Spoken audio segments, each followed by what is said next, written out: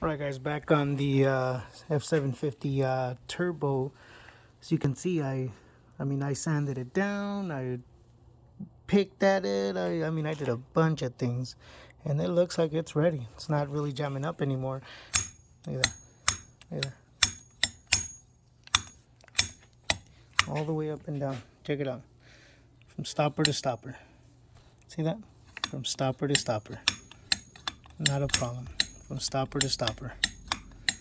So seems like it's good. I don't really feel tension anymore. There was a little bit of tension still building up after I cleaned it, but it looks good.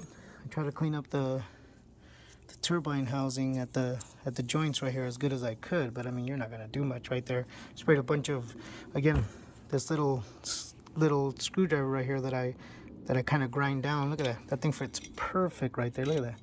It helped me clean that. Then I got the edges with this too, and then I got in between here with this too, just right in between here.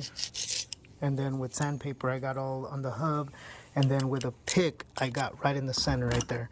With this little tiny thin pick I got right in the center right there, and just tried to deburr that. And I even stuck it in these little holes and just kind of swung around right there and got it cleaned up.